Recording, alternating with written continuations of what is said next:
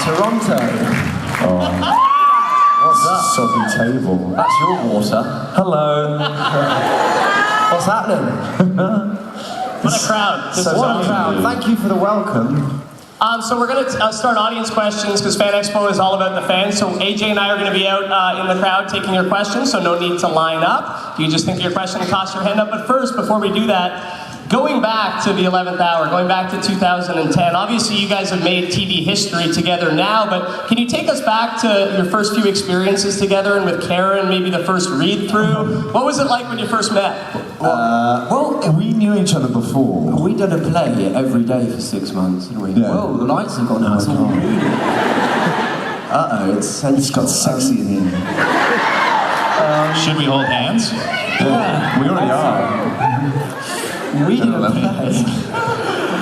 did a play called Swimming with Sharks, and we had this one scene at the top, didn't we? Which was funny. It was really fun. And we used to go and just drink loads of beer in that weird pub afterwards. The Nell Gwyn. Yeah, we both got quite fat. Yeah, we did. We were. I was quite. That's one of the oldest pubs in London, you know. I know. Yeah. My friend Sinead works there. Oh, yeah, good old Sinead. So then we knew each other, but so Arthur then auditioned. Yeah, well, because you started. Yeah. I found out that Matt had got the job when I was at my granddad's house watching the news, as you are, and then saw your little face pop up on television because they announced it on the news saying the new Doctor, and I text you saying I want a pencil case with your face on, which I still don't have. Yeah, I remember that text. And then they were talking about Roy Pond. And they were like, oh, Arthur Darvill's coming in. I was like, yeah, pick that guy. And we did an audition together, didn't we? Yeah, and I'd auditioned with Matt, but then we got a car back together where you were like, you've got the job. Yeah, and we got drunk in the car, drunk in the car. Apparently all we do is drink This is pure gin. Yeah. And then I didn't hear for about 6 weeks. Oh, was it between 4 and 6 weeks, and I was broke, and I was doing my tax at my parents' house, like surrounded by receipts on the floor, kind of being quite depressed. And then it was the only time I've got a job, and I like screamed the house down. It's one of those jobs that you get and you don't quite know how to compute. And then me, Karen, and Arthur, we just sort of had to stick together really because it was such a strange moment, and David and Julie and Russell were so popular, and so, me, Steve, and Karen Arthur were like a new breed. I think the pressure on you was a lot more than on us. Deep panic. Deep. Deep panic. And also, everyone hated me before I'd even done it. They were like, he's 26, who's this guy? And then, so that was more deep private panic. Do you remember that? Remember when we watched the rough cut? I do. Episode 1. Horrendous. We watched it in the producer's house, Beth, and well, it wasn't horrendous. It was. Wait, what? It was just like we watched like this. Yeah. We didn't really know what to do. Because you film it and you don't think that people are going to watch it. You just do it and try and make it truthful or funny or both, hopefully. Yeah. Which you do every day. Thanks. Yeah, so that was it. That was a long answer, wasn't it? But when you took this job, I mean, you had to expect that this was the kind of reception that you would get going forward with it being such an... You didn't get this reception. No. You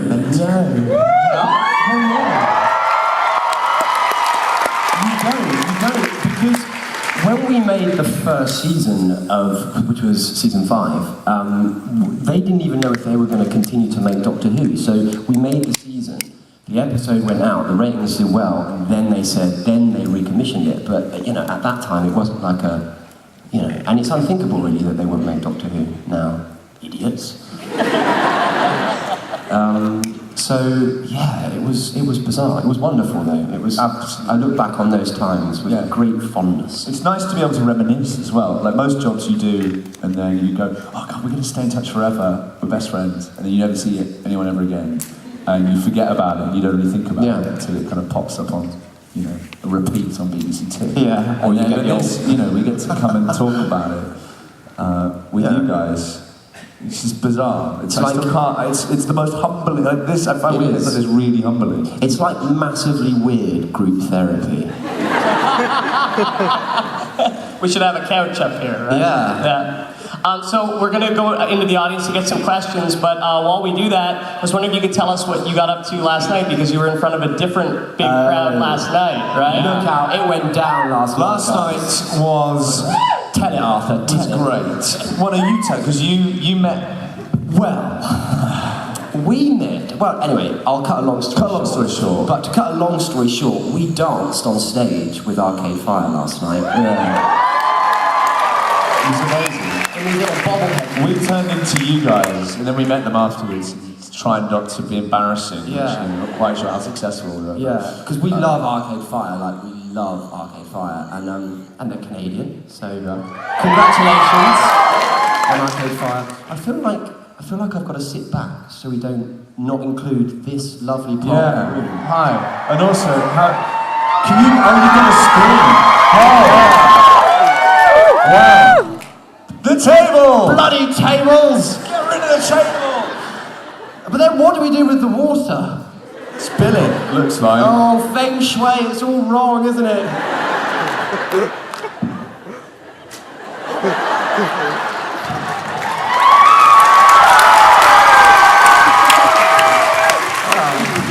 Arthur's making love to the table. Just try not to spill the water. Anyway, so we saw Arcade Fire, which was really good. Also, I was saying this yesterday, do you not feel, it feels like we're doing one of those like, come and welcome to my life. Matt and Arthur, self-help. Inside the actor's studio. Sorry, anyway, we're rambling. Questions? Yeah, I got someone named Amelia here, so I think we have to go right here to your right, Matt. Down the aisle, close to you, front and center, here we go. Ah, gotcha. Hi, Amelia. Hi, how are you? That's not my question. You're welcome. How did you guys get into acting in the first place? That's a good question. Well, I was a footballer, which you crazy animals call soccer. And I had a really wonderful teacher called Jerry Hardingham, who sort of took a punt on me and thought I should be an actor and encouraged me to join this thing called the National Youth Theatre, which I did. And then here I am, standing before you. How did you get into it? My parents are creative people. They are.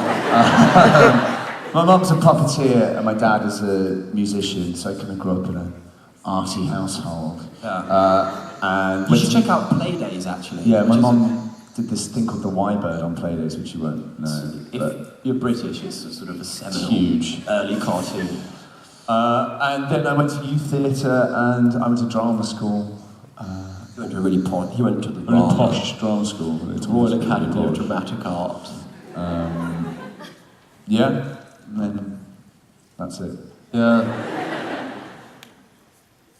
Moving on. Right over here. Hey guys, you want to stand up, Kat? Hey, this is Kat. She's got a question right here. Hey, gentlemen. Kat. Hello. Just there you go. Hi.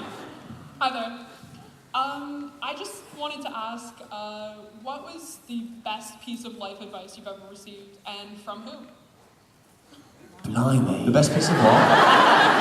Life advice. I tell you this. Life advice. Life advice. My dad, who is a smart old fish, always says to me, and it's fitting for a room such as ours, time is an imposition on one's dignity, so never let it be your ruler. Yeah.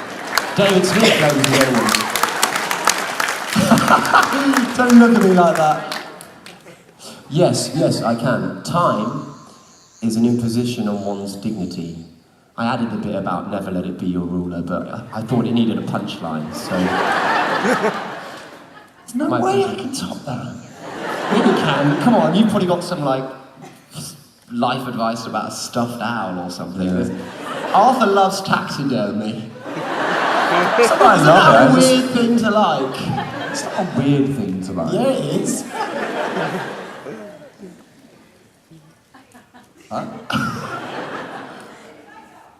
What? You want to go on a date with Arthur?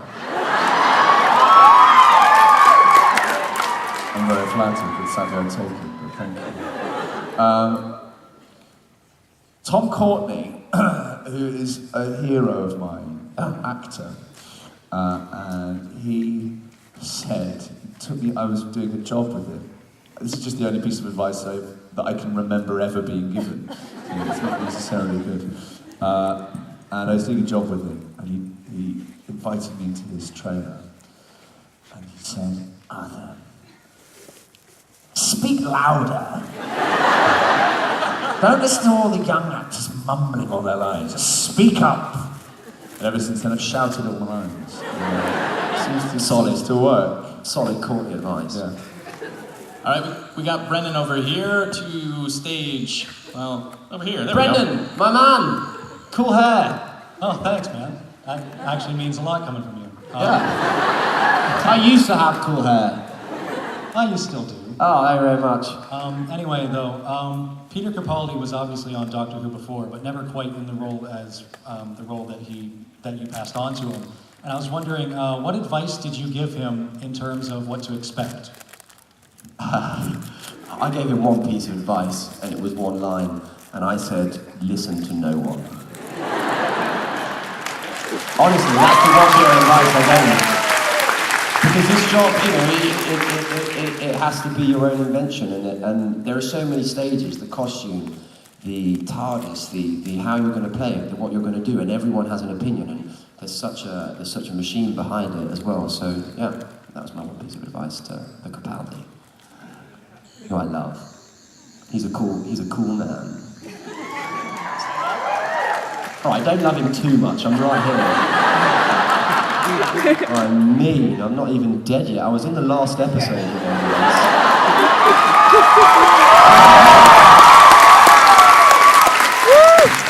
Oh, I keep hitting my key. Sorry.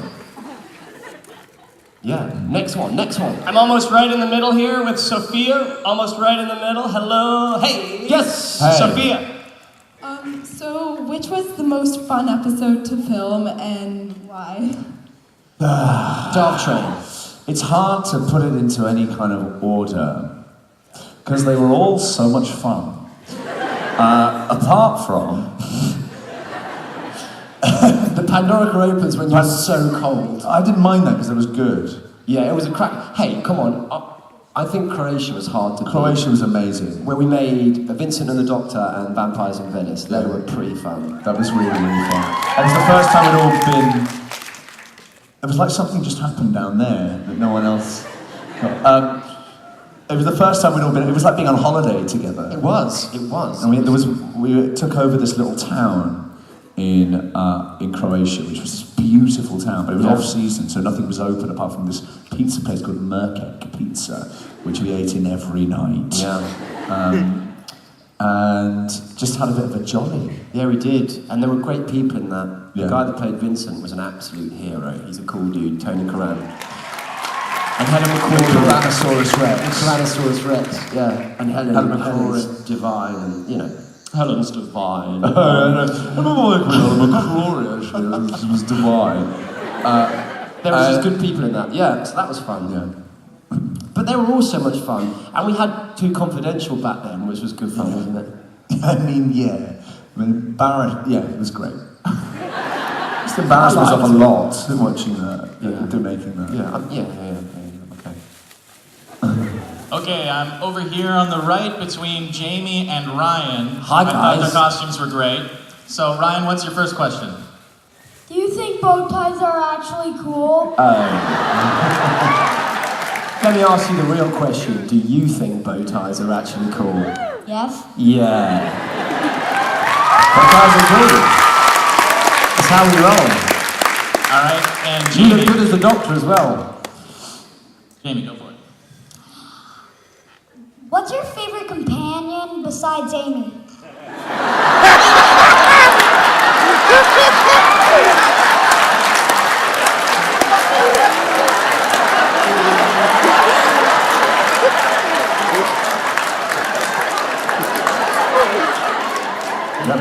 Well, Good question. listen, here's the thing. I like them all both equally more than each other. I really do. You know, I look at one and I think, I wish you were the other one. No, it's very hard. That's a very hard question because when you play the Doctor and you have a companion, it's such a art sort of imitates life and life informs art, and you become very close. But me, Karen and Arthur had a very special journey together. But I love Jenna too. Don't ask me that question, you cool 5-year-old. No, that was a good question. Put people on the spot in life. It's a good quality to have. Right in the middle here, gentlemen, this is Calvin. Hi guys. Hello. Doctor Who is so rich in sci-fi history. My question to the two of you is, if you had to pick one iconic role in sci-fi outside of the BBC, what would you pick and why? Blimey, What, to play or that we like? To play. Science fiction. Wow, that's a good question. Ooh. You're going to come up with something good, I know you are. Thanks, man. What was that? Terminator. You know, you never know.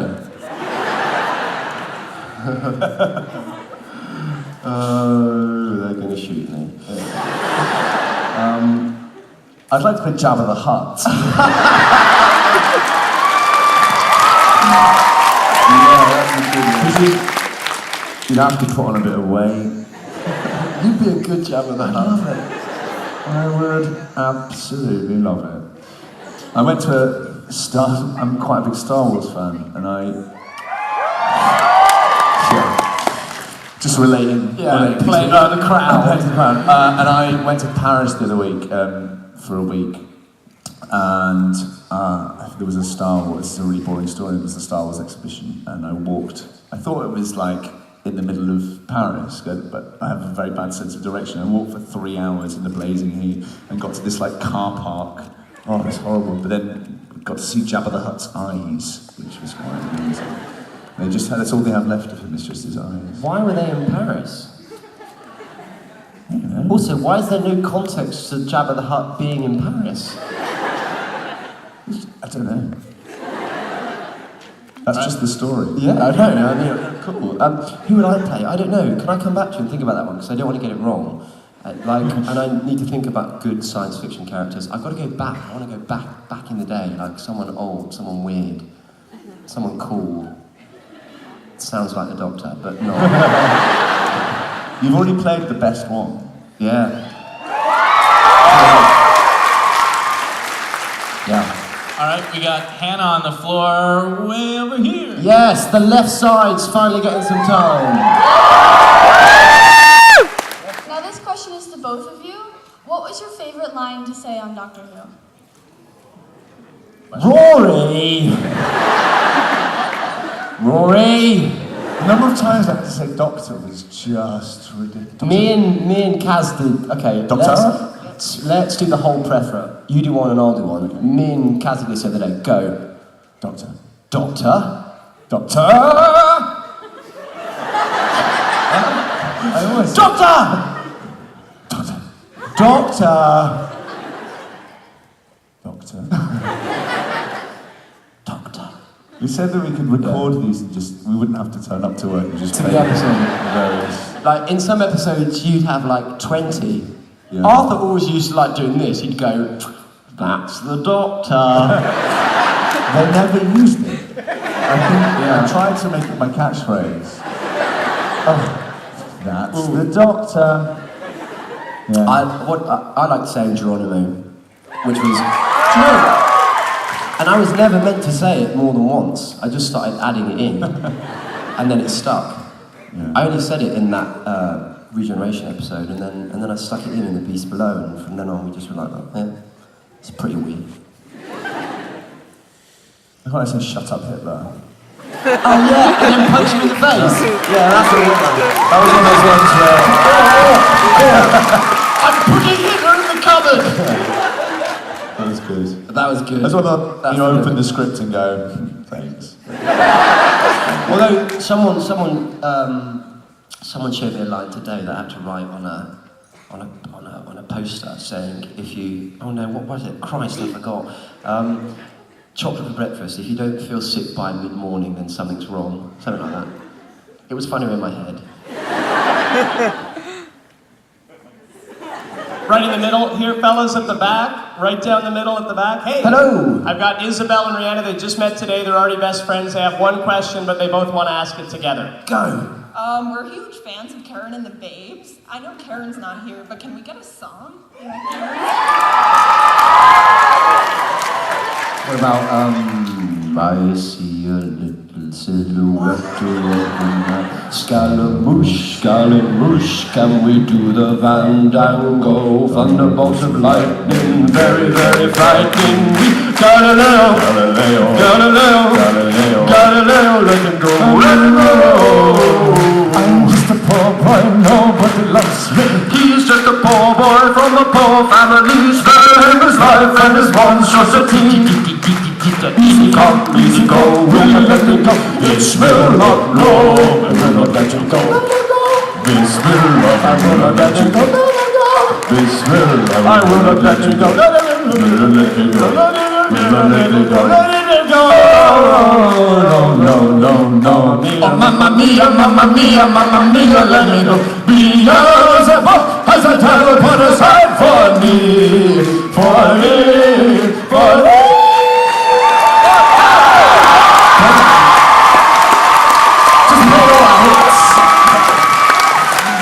The Queen one. We need Karen for the highlights. We need Karen for the highlights. Also, she is the Babes. Oh no, we're the Babes. No, we're the Babes. I was thinking of bringing just a mop with a plate on it. And we could paint it red. Yeah. And That's Karen. Yeah. Thanks for making us do that. Yeah. All right, now to try to top that question again, way on your right, down the aisle, we've got Trinity with her question. Hi, wow, this is really cool. I was just wondering, if you were to go to Fan Expo, who would you dress up as? And not just from Doctor Who, from anything. Ooh, good question. Good question. I've seen some dress up absolute as, man? winners. I saw a family today who looked really cool, and the mum and dad were really dressed up, and the kids had like pink hair and stuff, and he was just this blue thing, and then she had this like whole costume on and had a voice. I mean, I'm not being very specific as to who it is, but I dress up as the strange blue gentleman that I saw earlier. Yeah, that person as well. Maybe dress up. I just met Hulk Hogan. He was really excited. It's a pretty big deal. And maybe now I think about it, I'd maybe dress up as him. Yeah, nice. You make a good Hulk Hogan. Thanks, Matt. It's a pleasure. Hey guys, so I'm at the back here, and this is Devin, who's dressed up right straight ahead, almost straight ahead of you. There you go. This light, this light is blinding. Yeah. Okay. I'm not complaining. I'm just saying if we can't, we're not looking at you. This is Devin. He's got an awesome Tom Baker costume on. Hey Devin, let's go. Oh hey. Hi, Tom Baker. Okay, so before I say my question, I'd like to tell you that I am a big fan of your show, and I watched all of your era, and they are all great episodes. Yes! Good job, Smith and Arthur Darvill. So my question is, for Matt Smith, what was your first emotion when you first heard that you were going to get the role? What was my first thought when I heard I was going to get the role? When did David Letterman become 6? Precocious young soul. Fabulous. What my first thought was, oh God, don't hate me world. And then I sort of panicked inwardly. You weren't allowed to tell anyone, were you? No, I knew for like 3 months, and I couldn't say a word. So I told my parents, and then I told my sister, and I told my best friend, because we were watching Doctor Who one day on the telly, or it was on, and he knew I'd been for the audition. This is Bondi, and we were in my flat, and I just sort of smiled like that. And he looked at me, he just kept looking at me. He was like, "You've got that part, haven't you?" And I was like, "No." He's like, "Yeah, you have." I was like, "No, I haven't." And then that was quite a nice moment. Oh no, but you just sort of, oh gosh, I don't know. You sort of panic a bit. I think when any actor gets a job, they go, "Oh my God, I've got a job. What am I going to do? I've got a job. I've got to work. I've got to be creative." So much of it is getting to that moment where they go, "Hey, here's the job," and then it's that moment afterwards which is kind of, it's a killer actually at times, because you go, "Oh God, I've actually got to do this now. This is quite a lot of work." And then, what if I'm awful? Yeah, and David was on the telly still, so I'd meet people in the pub and stuff, and they'd be like, "Don't ruin Doctor Who." Yeah, and I'd be like, "Yeah, cheers." Way over on your left, fellas. Way over on the left side. Hello. We've got Hannah here. She's very nice, so she gets a 2-parter. Hi there. The first one is for Arthur. You have very before Matt got his hair shaved. So I was wondering, did you just steal the hair and make a wig out of it? I have no idea what you just said. No. Sorry. Did you steal Matt's hair when he shaved it all off? Yes. Yeah, I've been hankering after that hair for a very long time. I pilfered it off the cutting room floor. No, I haven't stolen Matt's hair. No. The next one is for Matt. When you appeared in Deep Breath, I was just wondering, did you get invited back to the set to film that, or was it filmed during the Christmas special? Oh, that's a cunning question, isn't it? Should I say it? I don't know. Oh, yeah, okay, well if you guys think so, then I will. No, yeah, we filmed that during the Christmas episode. We knew all along. We filmed it the day I filmed my regeneration. Just before, yeah. So, yeah. Were you wearing a wig? Yeah. Looks really good, doesn't it, the wig? Yeah, I was wearing a wig. Stephen hated me because I shaved my head. But I had to, because Ryan Gosling asked me to, so I was like, yeah, cool.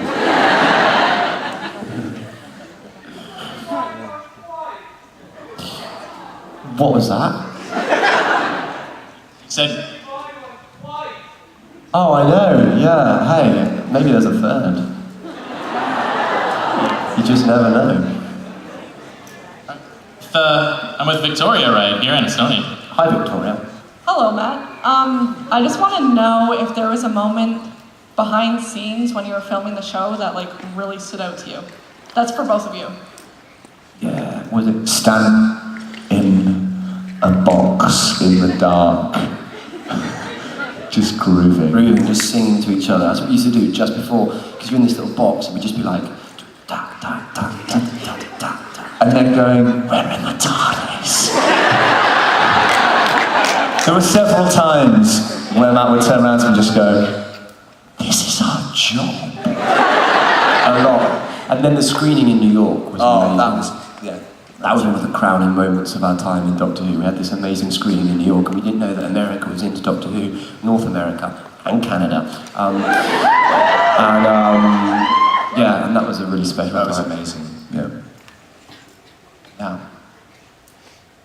Latecomers welcome. Fine. Come on in. You got one, Teddy? yeah, we're over here with, what's your name, brother? Taylor. Taylor, stand up. We're over here all the way on the left. Hello. Hi.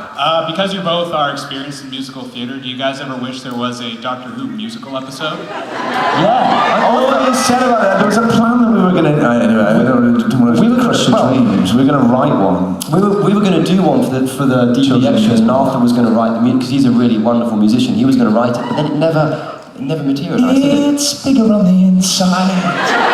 Yeah. He's pushing the control. Yeah, that was it. And what was the Dalek song? There was a really good Dalek one, wasn't was just like stompy and dark. Yeah. Anyway, I couldn't fit it into a story, and then it all just got late. Yeah, maybe we'll just make it for the internet or something, you know. The thing is, it's quite hard I watched the Buffy musical episode the other day. Have you seen that? It's amazing, and they've done it so well that I really, when I was thinking about it, I really had it in my mind that it can't be. I think Doctor Who lends itself to a musical, though, because it's the form of it. I think you could get away with it. Yeah. Yeah. Hey guys, why don't you do it? You see it on the internet. Make it. You can take my song idea if you want. Yeah.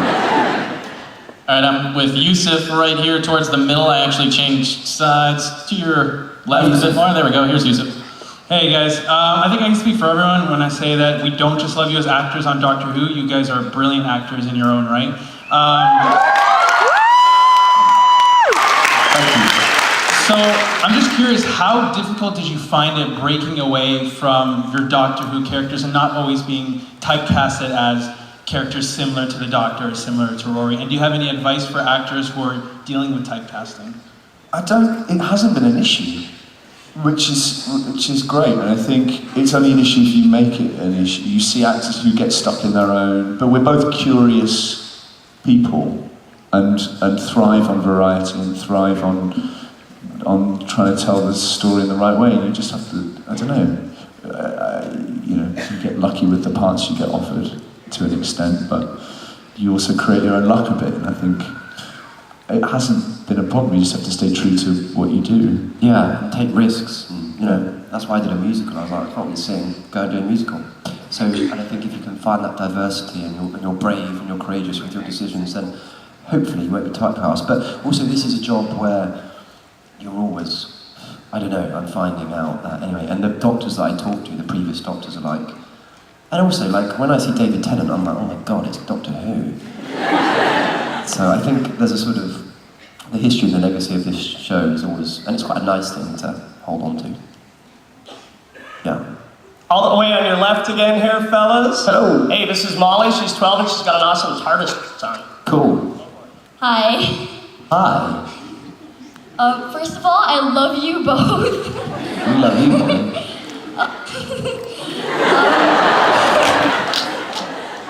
What was the hardest episode to film?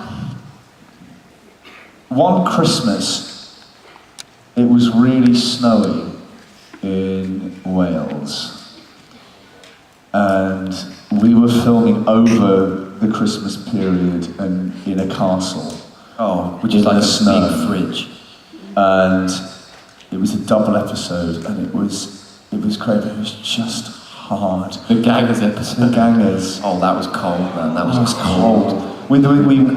We had to abandon filming one day because we wouldn't have been able to get out of the location because of the snow. No, but everyone else stopped filming like a week before, like all the other BBC dramas, and we just kept on. And there was one scene where we were in a room in this castle, the TARDIS was meant to fall through the ceiling, and we got in to do the rehearsal, and because it had been so cold and the lights that we put in there had warmed the room up, the ceiling started falling in, and we had to just abandon filming because the ceiling's going to fall in our head. And also, in Season 5, Episode 7, The Dream Lord, that's a game we play, by the way, it's a weird game, but, that was freezing in that village. Yeah, that was when you had the ponytail, and then like the camera's tracking around as it was... I had a ponytail because I was probably head-wise. Yeah, in the episode. Thank you. Dream Lord was the working paying attention. No one else was paying attention, you see. Well done, my lady on my left, for passing the exam. It was just cold. Generally the weather. Yeah, the weather was a bit basic, but it didn't matter because it was Doctor Who, so you're like, that's all right. All right, you never guessed who I found. Someone named Melody dressed as River Song.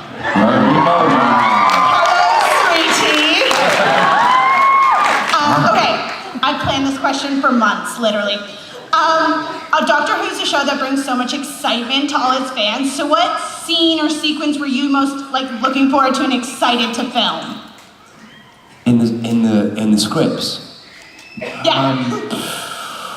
I tell you, it's hard. hard, isn't it? Because there's so many great Sometimes you open the script and go, oh, wow, that's amazing. Yeah, and sometimes the things that look really good on the screen are not always the most fun to film because they take longer, and you know, when you're filming and when you're shooting something, you've got to shoot it from this way, and then you've got to get the camera here, and they can be slightly more laborious sometimes. The whale's mouth in The Beast Below was amazing because they built a huge slide, and me and Karen just got to like slide down it into this goo, which was, you know, work.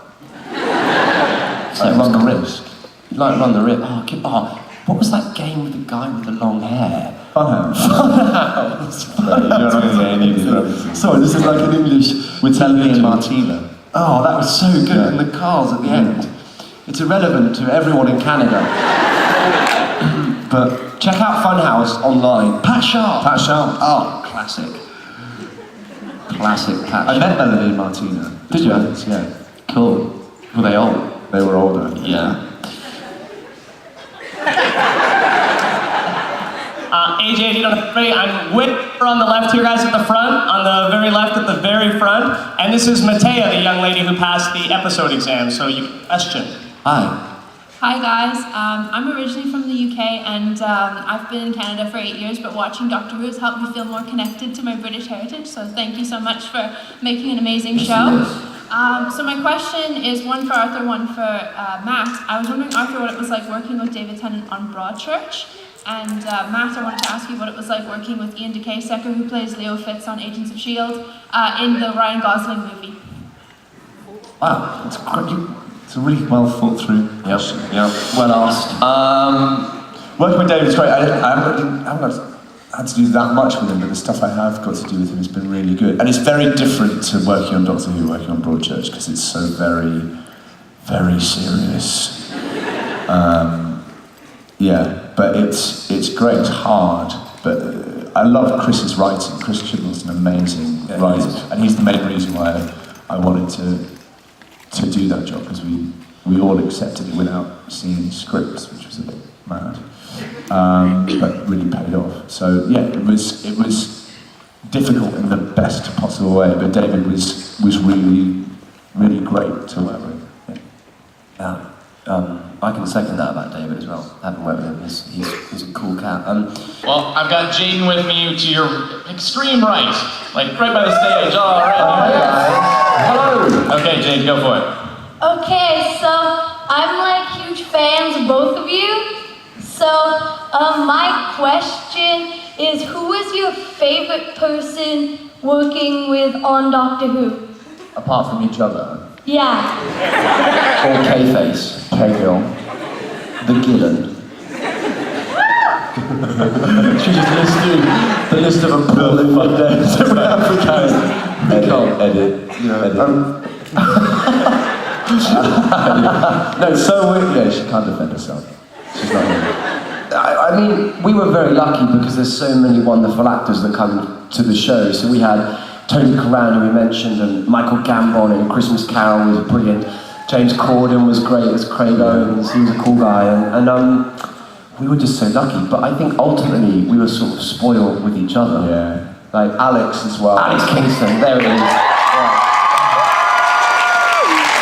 The most sensational flirt on the planet. No one. With everyone.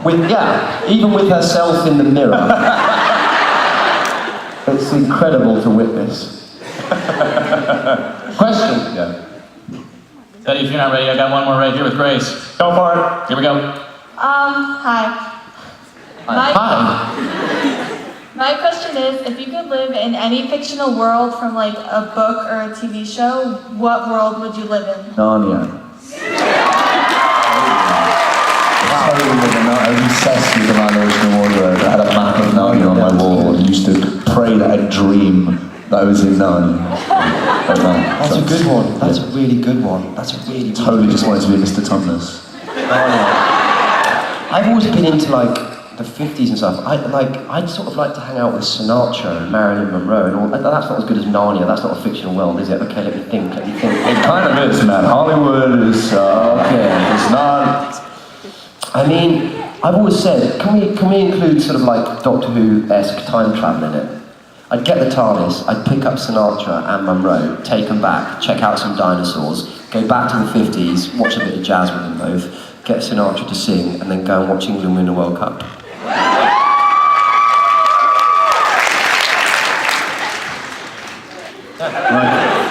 Yeah, that is what I've really thought about it. I'm still in the back here, almost down the middle, basically down the middle, right at the back. This is Renata. Hey, Renata. Hey guys, good to meet you. We miss you on the show. I know, Matt, you've had fish fingers and custard. I want to know if it's actually good. And Arthur, have you tried it and would you agree? Yeah. No. Fish fingers and custard? I haven't tried it. Really? God, no, yeah, it's lovely. Do you know, I met a family today who eat it every time Doctor Who's on. And look, genuinely, I was like, yes. Oh no, it's fine, it's good. If it was here now, I'd have a fish finger and some custard. Quite happily. Yeah. Have you tried it? Well, next weekend, when Doctor Who's on, eat fish custard. Just testing you. It's good that we're all paying attention. What's the episode called this week?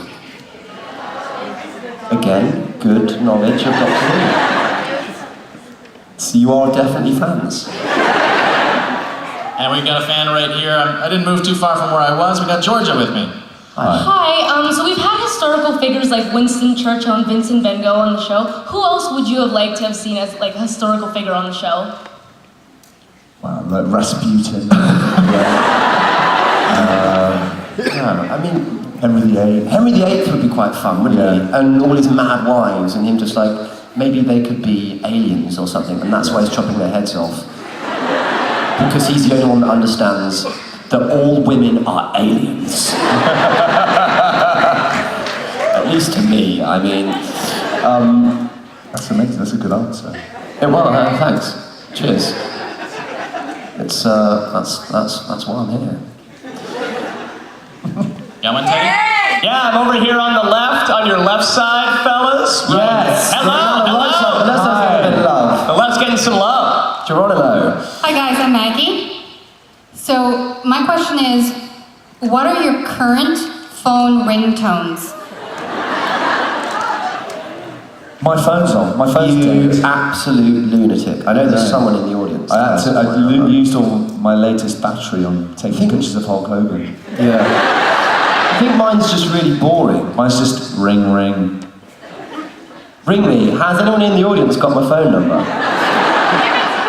Someone has. 07. No.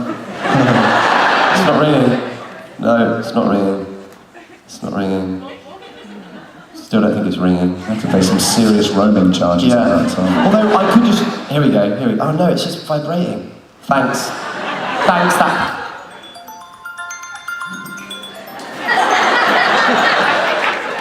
It's nice.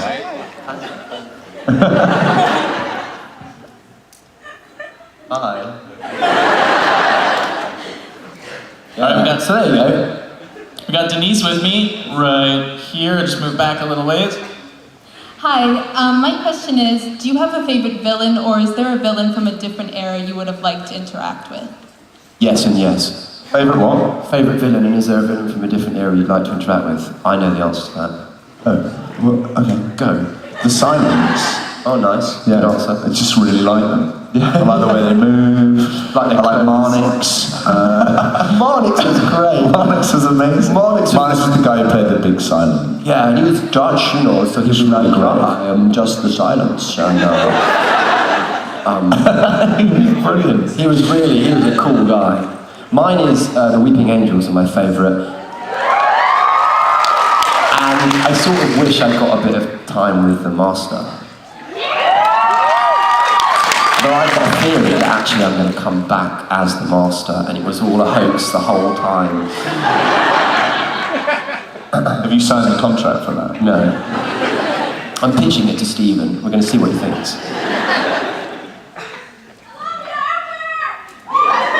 Right here. Thanks, Dad.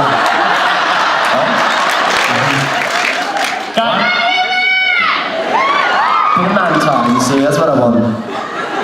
Teddy, are you with someone? Yeah, I'm over on your And I've got Caleb, who is 9 and who is dressed as a weeping angel.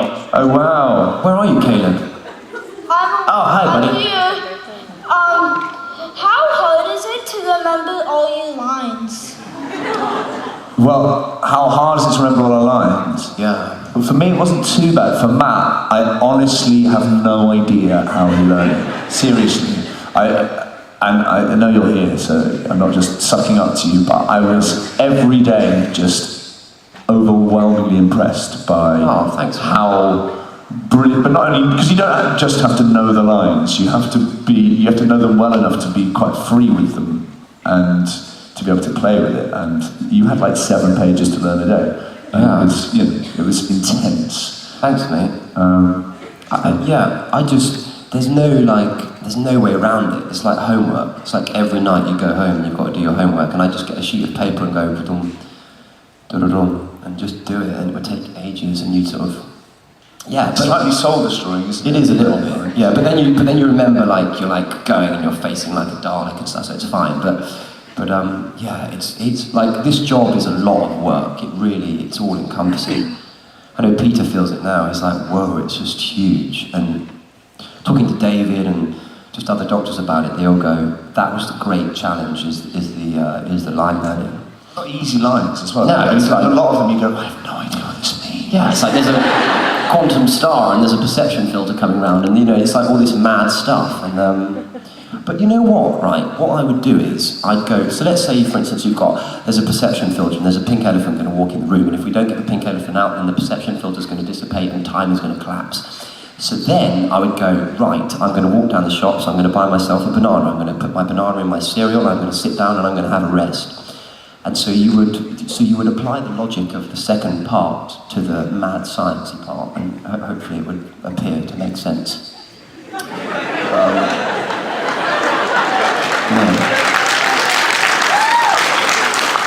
Good question, mate.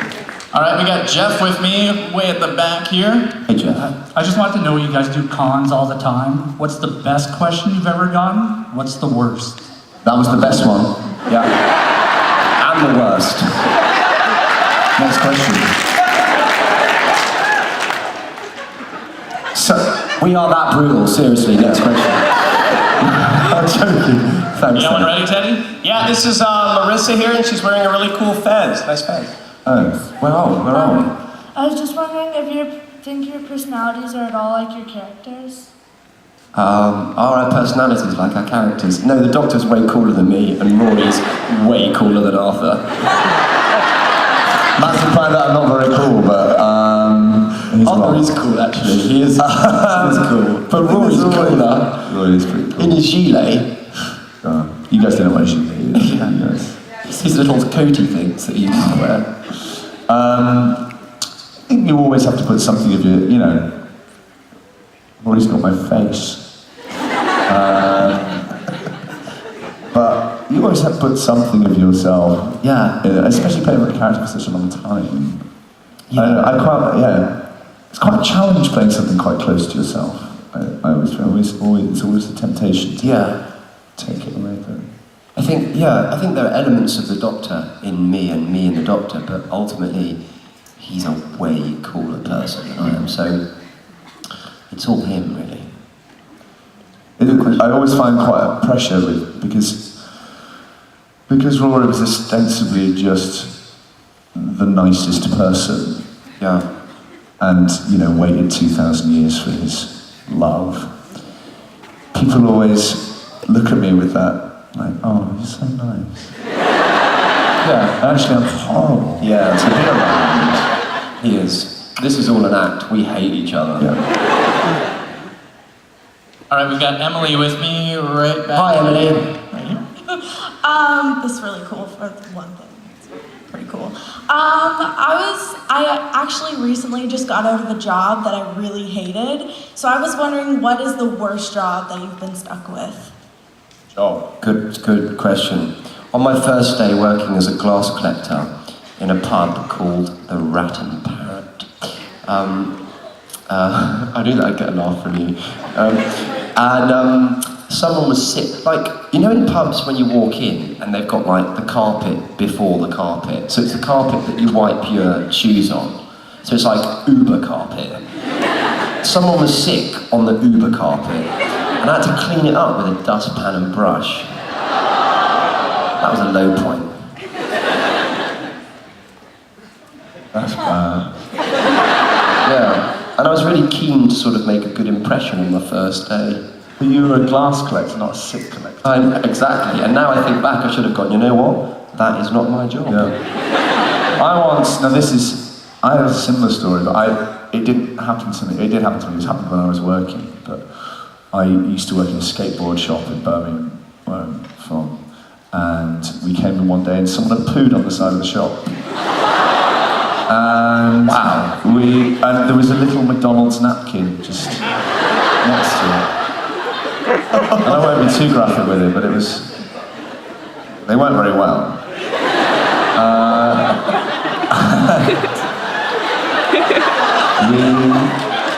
We had to, Rick and Afro Dave had to pull straws as to who was going to clean it up, and Afro Dave had to clean it up. So you didn't even clean, that's not a bad thing. You saw some poo and didn't clean it up. Yeah. No one likes that guy, Arthur. I mean, I trained all the McDonald's, this wasn't necessarily a bad job. I trained all the McDonald's, people who work at McDonald's to do birthday parties. That was quite fun though. Yeah, I think you'd be quite good at that. Ronald McDonald. Yeah. To teach them balloon modelling and face painting. And not to hit children.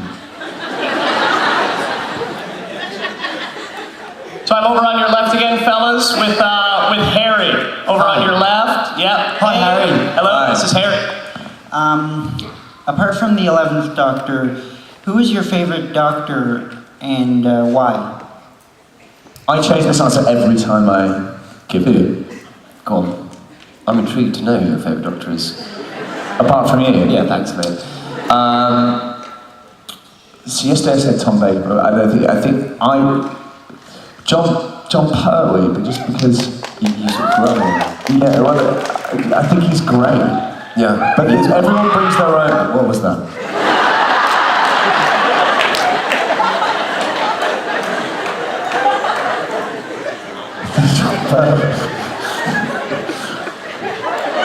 There's an owl having a heart attack. Finding out it might be a taxidermy Arthur owl. But I grew up watching Wurzel Gummidge as well. Oh, Wurzel Gummidge! He's great. Do you know what though? It's brilliant. That's brilliant physical comedy. Yeah. In that, he was a great actor, man. Yeah. But everyone brought their own flavour. Mine's Troughton. Yeah, because of I love his sort of mad doctory face, and I just think he's a wonderful actor and a wonderful doctor. And Tomb of the Cybermen is my favourite Doctor Who episode. So. Yeah. All right, right down front, right here with Joanna. Hi, Joanna. Hi, my question's for Arthur. I was just wondering who's a better kisser, Matt or Karen?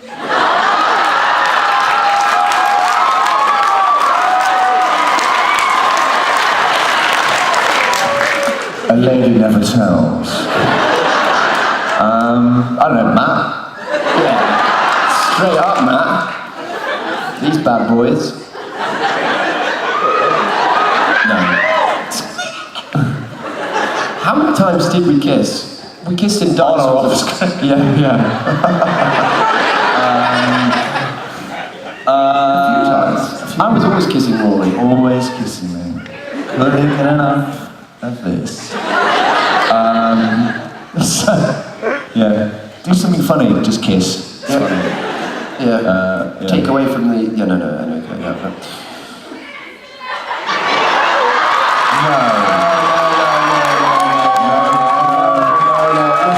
No, this is like reading fan fiction. This is not.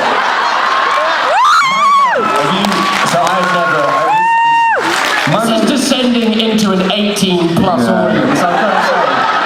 So I went for a drink with a director who I wanted to work with at some point. It was kind of a night, he was a guy who, I was just going for a drink with him. I just met him the first time. It was a group of people. And my best mate turned up and Kian, and went, I've just read this stuff on the internet. I just read it out in front of everyone, and thinking everyone would laugh, but just didn't really. No one found it funny. It was just a bit inappropriate, you know. And then I made us leave because I was embarrassed. I have never worked for that director, and I blame Kian. What's that got to do with kissing? And fan fiction. Have you not read any of this? Oh, what were they like it all? Well, yeah. I know. Well, yeah, I was once bought for a Christmas present. No, and there's children in the audience, so I won't go into too much detail, but yeah. All right, we got Corgan with me on this side. Here we go. Outside of science fiction, what would your favorite superhero or supervillain be? Batman.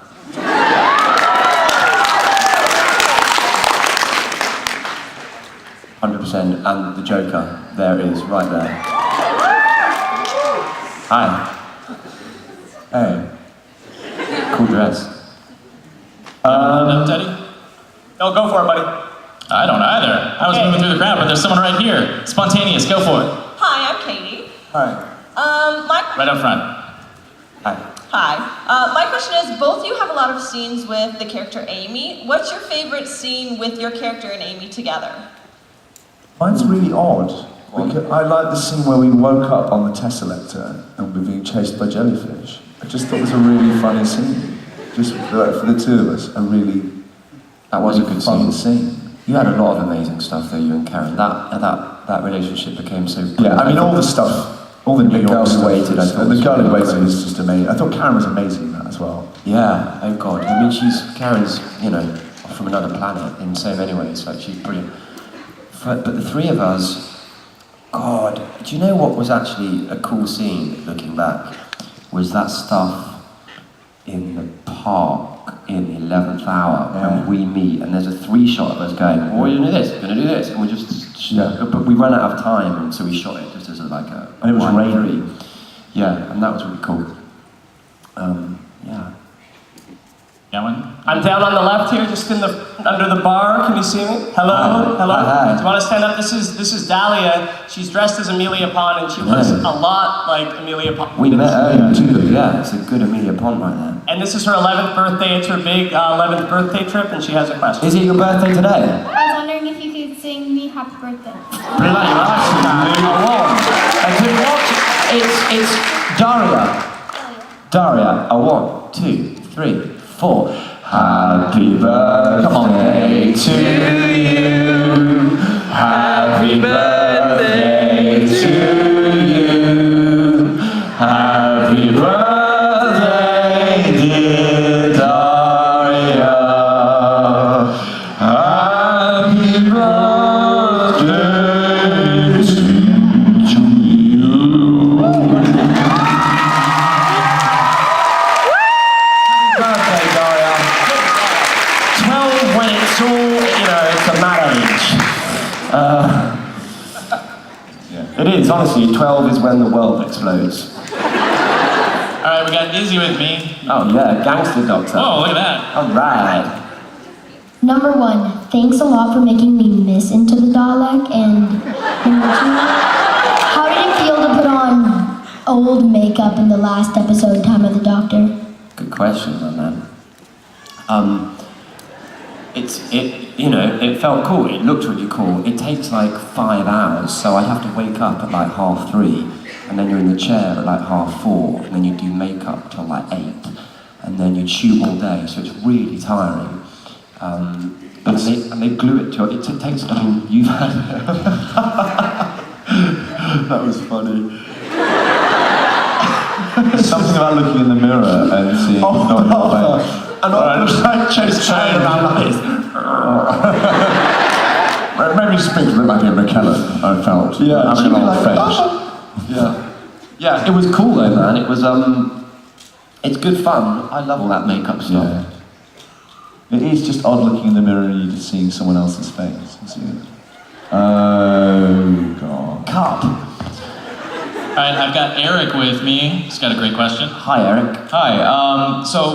My group, and I'm sure the whole rest of the con here, is wondering, what's your favorite dance move? And no, the giraffe thing you do does not count. And you also have to display it. Me and Arthur can show you some classic lunging. We were dancing on stage with Arcade Fire last night, I don't know if you know, we put some serious moves into Arthur, show them a lunge. Arthur's got the most amazing lunge. I'm a very tight genius, I'm not sure if I can do it. Mine isn't as good. On 3. A 1, a 2, a 3.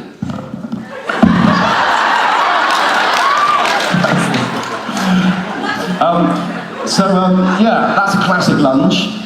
I've developed the spaghetti arms recently. Spaghetti arms. Yeah, I don't know. I just think the only way to dance is like an idiot. Yeah. That's the only way that you actually get away with being a good dancer, unless you're actually a good dancer, which I'm not. No. So I just dance like a moron. And yeah. The joke's up. Nice, man. You got some moves. It's cool. Yeah. I'm on the left here with Courtney. Hey, Courtney. Hi, Courtney. Hello. Hi, I love you both. Okay. If you got control to pen an episode without Amy, what kind of adventure would Rory and the Doctor run off and take care of?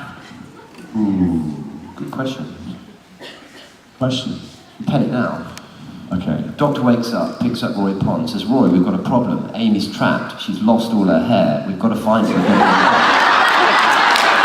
It turns out her hair has run away and set up its own underground hair syndicate.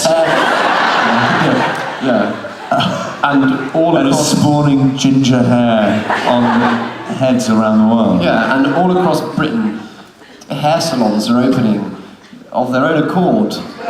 And everything's made of this ginger possessed hair, so the Doctor has to go and he has to find a huge pair of scissors, and he has to do that in a different planet called Planet of the Obtuse Lights. At which point, Rory finds...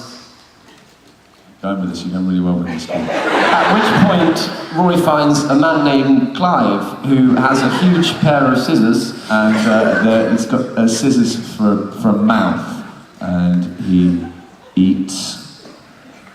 And Clive has to come and eat all the hair in all of the shops around the country. And Clive ends up falling, it's sad because he eats too much hair. And then he turns into a cat who coughs up all the hairballs, and then actually... He rides the cat to find Amy. She's got her hair back. And then the Doctor and Rory sit down, they drink tea, they eat cake, they stroke the cat, and then they realise that the cat has all along been Amy Pond, and they find Harry Potter and get him to turn her back into a person.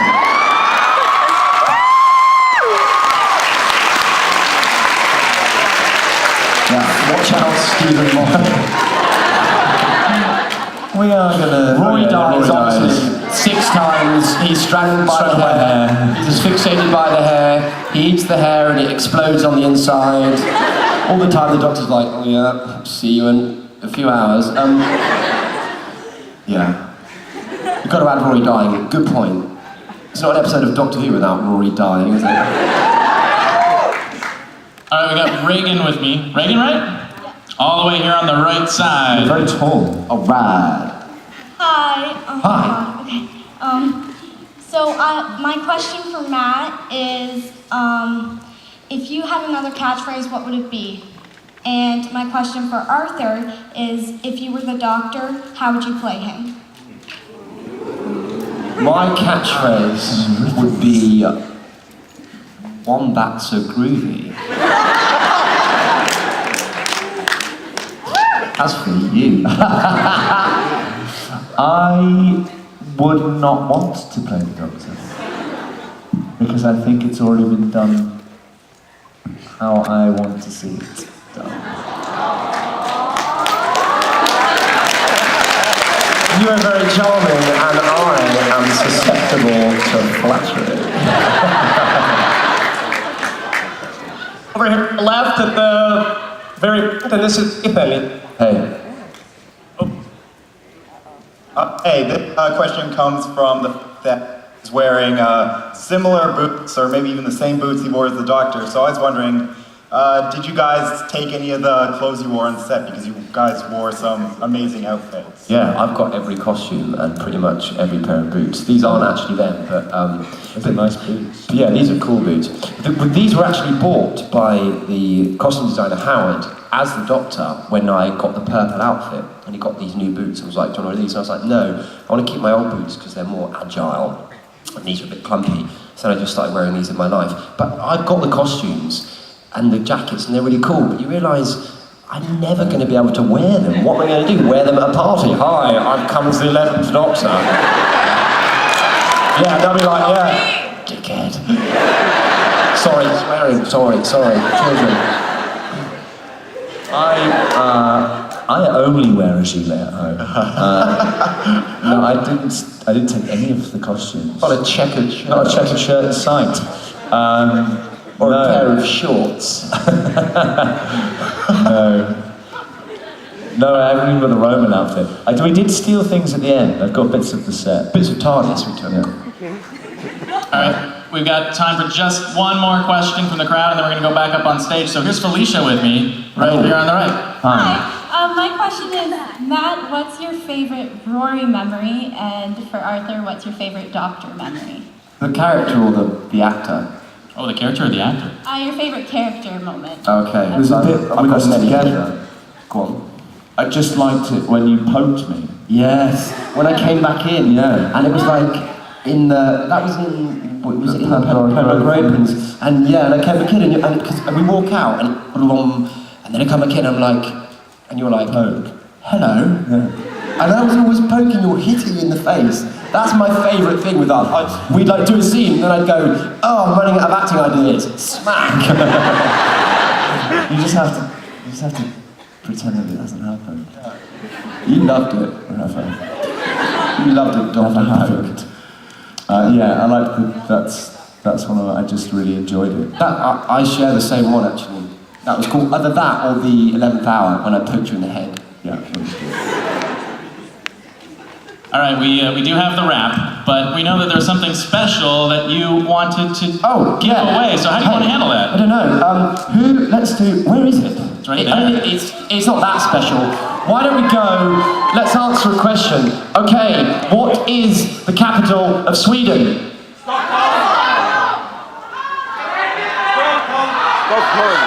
I've realised this is a terrible way to do anything. Why don't I just throw it in and see who's strongest? You're going to start a riot. Yeah. Why don't you get into a line from worst to best? Oh, God. Do you know what? Hey, I've got it. It's your birthday, Daria.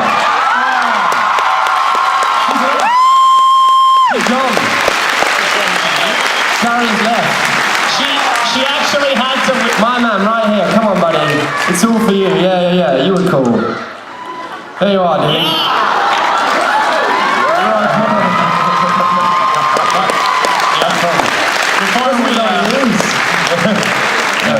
Guys, before we wrap it up, at an event like this, your fans say so much to you and ask you so much. What do you like to say to your fans? Oh, yeah.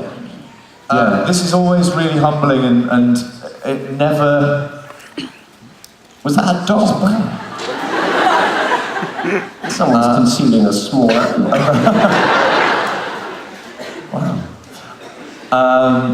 It's always really nice it's always a surprise how much you guys care and what we...